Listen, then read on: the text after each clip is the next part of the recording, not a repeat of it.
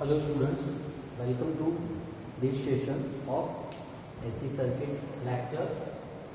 આ લેક્ચરની અંદર આપણે RLC સિરીઝ રેઝોનન્સ વિશે સ્ટડી કરીશું. આની પહેલા આપણે RLC સિરીઝ સર્કિટ વિશે જોયું. આ ટોપિકની અંદર RLC સિરીઝ રેઝોનન્સની અંદર જે આપણે RLC સિરીઝ સર્કિટ ડ્રો કરી હતી તેવી જ એક સર્કિટ અહીંયા ડ્રો કરવાની છે, જેમાં રેઝિસ્ટન્સ, ઇન્ડક્ટન્સ અને કેપેસિટન્સ વેરિયેબલ ફ્રીક્વન્સી ના એસી સપ્લાય સાથે જોડાયેલા છે. વેરિયેબલ ફ્રીક્વન્સીનો એસી સપ્લાય એટલે જે પાવર સપ્લાય કે તેની ફ્રીક્વન્સી તમે વધારી શકો અથવા ચેન્જ કરી શકો, એ પાવર સપ્લાય આની સાથે જોડેલો છે. RLC સિરીઝ રેઝોનન્સની અંદર આપણે એ જોવાનું છે કે જ્યારે પણ ફ્રીક્વન્સી R, L અને C ત્રણ પેરામીટર ઉપર શું ઇફેક્ટ નાખે છે. હવે તો તમને ખ્યાલ છે કે ફ્રીક્વન્સીનું રેઝિસ્ટન્સ સાથે કોઈ રિલેશન નથી, એટલે કે ફ્રીક્વન્સી વધે અથવા ઘટે તો રેઝિસ્ટન્સ ઉપર કોઈ પણ જાતનો ઇફેક્ટ આવતો નથી. પણ એની કમ્પેરિઝનમાં ઇન્ડક્ટર અને કેપેસિટર, ઇન્ડક્ટિવ રિએક્ટન્સ XL બરાબર 2πfL અને XC માટે 1/2πfC. બંનેની અંદર ફ્રીક્વન્સી ટર્મ આવે છે, એટલે કે ફ્રીક્વન્સી વધે તો ઇન્ડક્ટિવ રિએક્ટન્સ પણ વધે અને ફ્રીક્વન્સી વધે તો કેપેસિટિવ રિએક્ટન્સ ઘટે. આનાથી ઉલટું, જો ફ્રીક્વન્સી ઘટે તો ઇન્ડક્ટિવ રિએક્ટન્સ પણ ઘટે, કારણ કે ડાયરેક્ટલી પ્રપોર્શનલ છે. જ્યારે ફ્રીક્વન્સી અહીંયા ઘટે કેપેસિટન્સમાં તો કેપેસિટિવ રિએક્ટન્સ પણ વધશે, કારણ કે ઇન્વર્સલી પ્રપોર્શનલ છે. એટલે ફ્રીક્વન્સી સિરીઝ રેઝોનન્સ સર્કિટને જોવાનો એક જ મોટિવ છે કે રેઝોનન્સ ક્યારે ક્રિએટ થાય સિરીઝ સર્કિટની અંદર.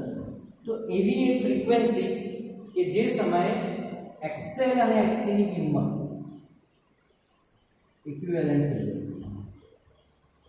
એવી ફ્રીક્વન્સી એટલે જ અહીંયા વેરિયેબલ ફ્રીક્વન્સીનો એસી સપ્લાય જોડેલો છે કે એવી એક ફ્રીક્વન્સીની કિંમત આવશે કે જેના પર ઇન્ડક્ટિવ રિએક્ટન્સ અને કેપેસિટિવ રિએક્ટન્સ સેમ થઈ જશે, તો એ એકબીજાની અસરને કેન્સલ આઉટ કરશે, જેના કારણે રેઝોનન્સ ડેવલપ થશે. તે સમયે તે ફ્રીક્વન્સીને રેઝોનન્સ ફ્રીક્વન્સી તરીકે ઓળખીએ છીએ FO, અને એ સમયે જે કરંટ હશે તે મહત્તમ હશે. કેમ? કારણ કે I = V/R અને Z બરાબર √R² plus difference of XL and XC². હવે તમને ખબર છે કે આ કેન્સલ આઉટ થઈ જાય છે, તો ખાલી રેઝિસ્ટન્સ હશે. એટલે કે ઇમ્પિડન્સ કેટલો થયો સર્કિટનો? રેઝિસ્ટન્સ જેટલો. તો એવું તમે કહી શકો કે રેઝિસ્ટન્સ ઓછો હશે તો એ ટાઈમે કરંટ મેક્સિમમ થઈ જશે. એક વખત બ્રીફલી જોઈએ જીટીની અંદર પૂછાય તો આપણે કેવી રીતે લખીશું. સૌથી પહેલાં સર્કિટ ડાયાગ્રામ ડ્રો કરી અને એને એક્સપ્લેન કરવાનું. સર્કિટની અંદર RLC સિરીઝ સર્કિટની અંદર રેઝિસ્ટન્સ, ઇન્ડક્ટન્સ એન્ડ કેપેસિટન્સ સિરીઝમાં જોડેલ છે variable frequency AC power supply સાથે. ફ્રીક્વન્સીની રેઝિસ્ટન્સ ઉપર કોઈ પણ પ્રકારની અસર થતી નથી. જ્યારે XL બરાબર 2πfL અને XC બરાબર 1/2πfC. હવે આ જે બે ટર્મ તમને મળી, એટલે એવું તમે કહી શકો કે RLC સિરીઝ સર્કિટમાં XL અને XC ઇમ્પોર્ટન્ટ રોલ પ્લે કરે છે. તો વેલ્યુ બીકમ સેમ, ફ્રીક્વન્સીની કિંમત સેમ થશે ત્યારે સિરીઝ રેઝોનન્સ રચાશે. સિરીઝ રેઝોનન્સ ડેવલપ થશે. જ્યારે ફ્રીક્વન્સી XL અને XC ની સેમ થશે ત્યારે અને એ ફ્રીક્વન્સીને રેઝોનન્સ ફ્રીક્વન્સી એટલે કે FO તરીકે પણ ઓળખવામાં આવે છે. બરાબર. અને એ ટાઈમે XL બરાબર XC થઈ જશે. એક ઇક્વેશનથી તમારે સમજવું હોય તો તમે આ રીતે સમજો. F square equal to 1/2π square of LC which is FO बराबर 1/2π अंडर रूट ऑफ LC. एक वेवफॉर्म की वेक्टर डायग्राम थी आने समझिए. आने कहेवाय resonance frequency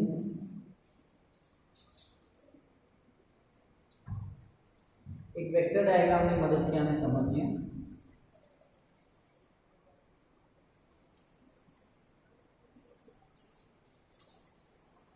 O A B C resistive voltage drop એટલે કે VR, inductive voltage drop VL, capacitive voltage drop VC becomes same. आ लाइन दर्शावे છે કે જેટલી આ વેલ્યુ છે એટલી જ આ વેલ્યુ છે XL અને XC. બરાબર. હવે આ vector diagram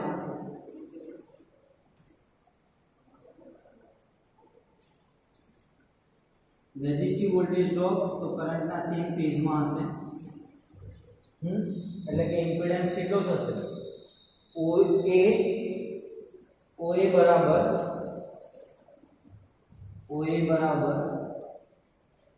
resistive voltage drop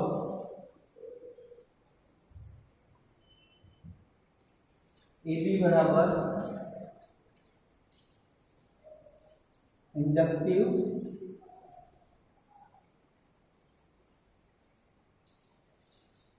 voltage drop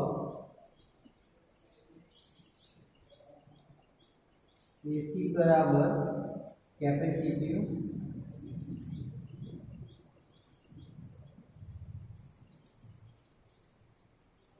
voltage drop. चला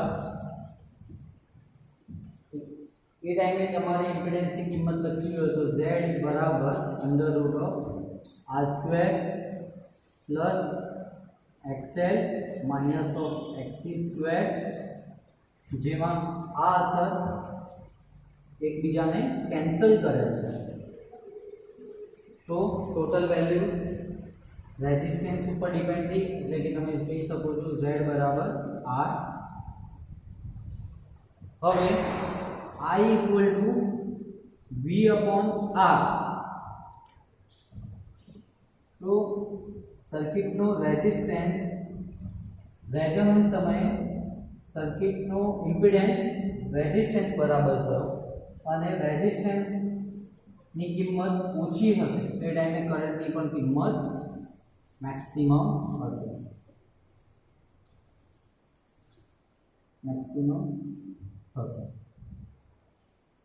ચાલો આ RLC series resonance circuit.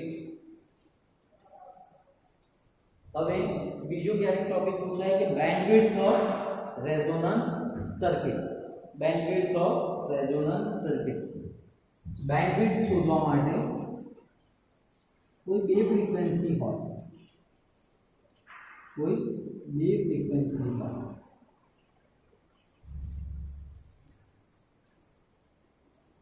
Bandwidth શોધવા માટે કોઈ બે ફ્રીક્વન્સીને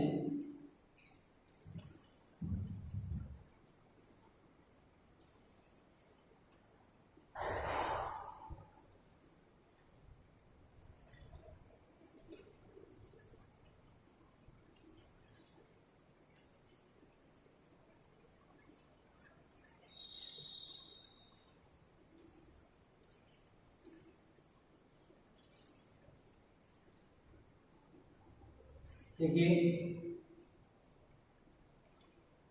F1 F2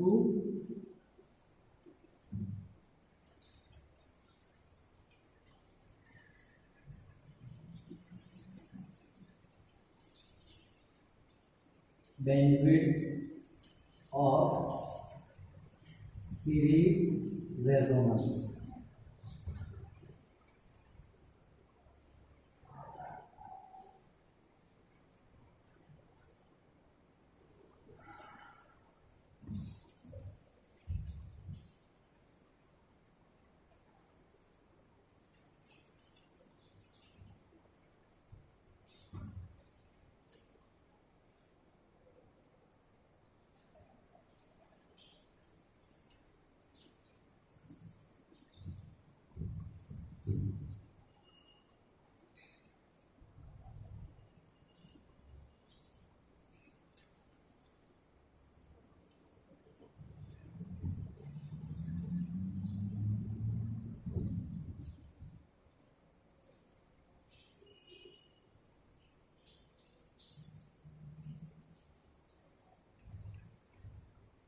રેઝોનન્સ વખતે કરંટની કિંમત મેક્સિમમ હોય છે અને એને I0 વડે આપણે દર્શાવીએ છીએ, જે અહીંયા મૂકેલું છે I0. જ્યારે રેઝોનન્સ સર્કિટમાં ન હોય ત્યારે એની કિંમત ઓછી હોય છે, જે ફ્રીક્વન્સી પર કરંટની કિંમત I0/2 થી દર્શાવેલી છે.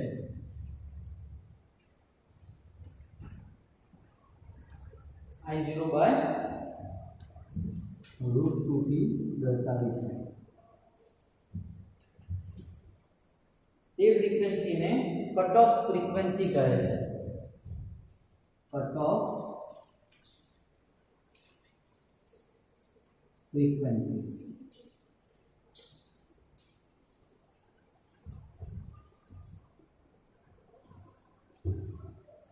F1 અને F2 ના ડિફરન્સને અથવા તફાવતને બેન્ડવિડ્થ તરીકે ઓળખવામાં આવે છે.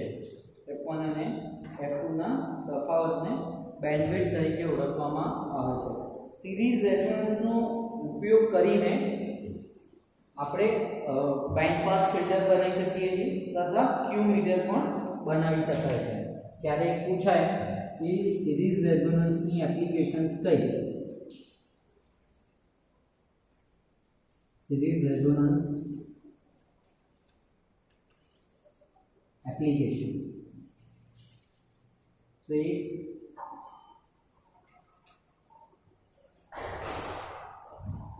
बैंड पास फिल्टर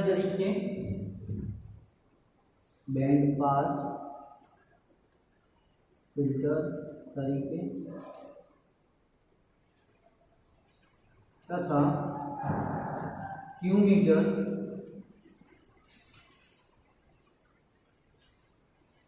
डिजाइन करवा माटे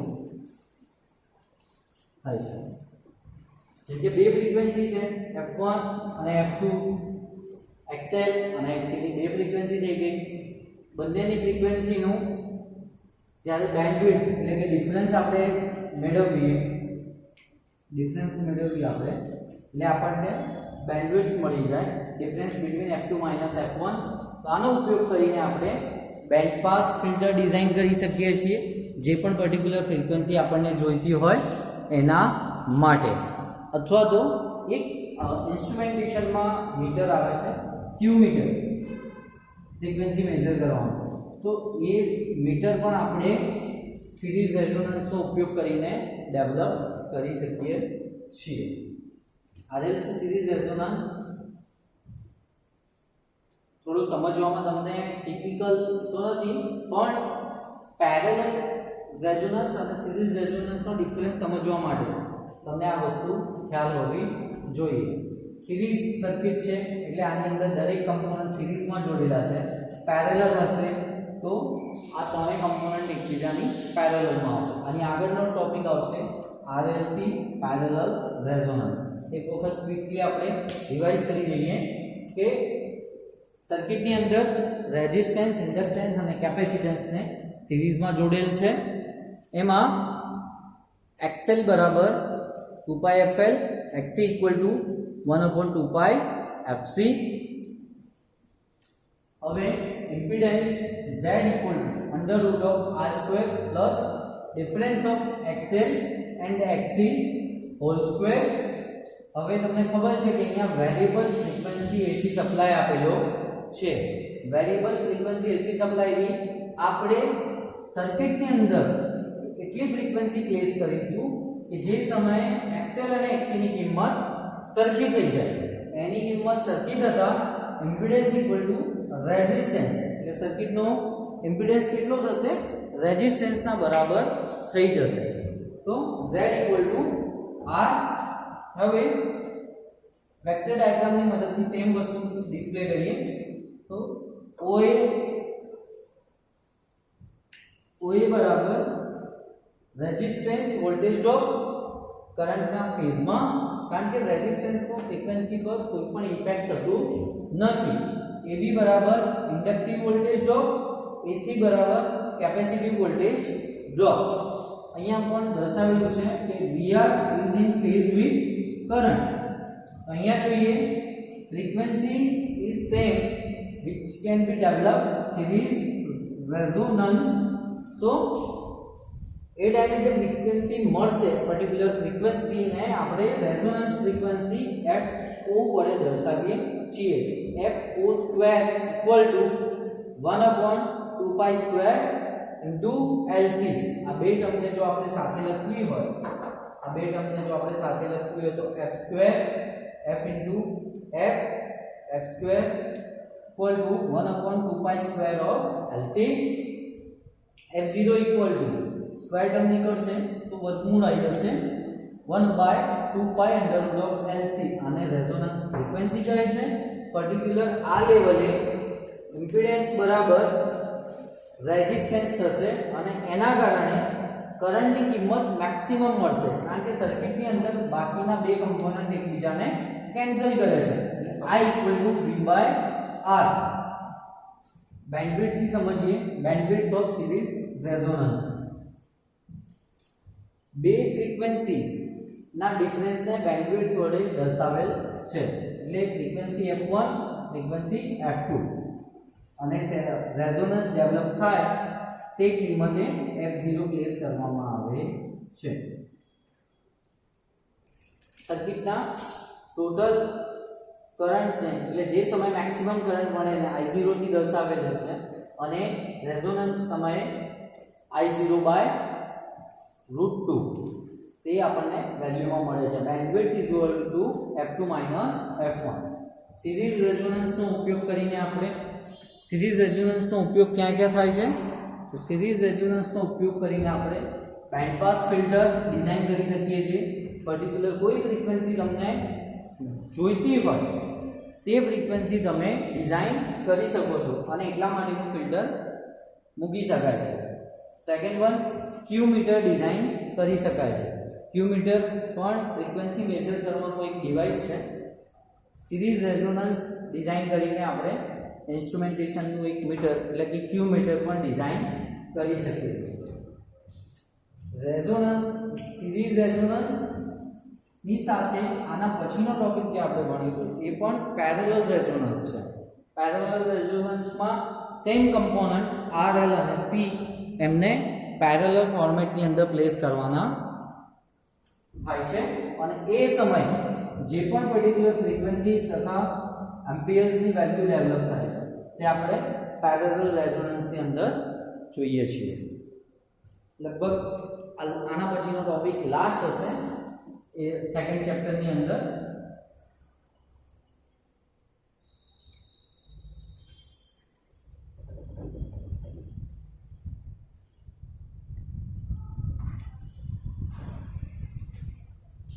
આ ટોપિક સુધી આટલું જ રાખીએ. Thank you.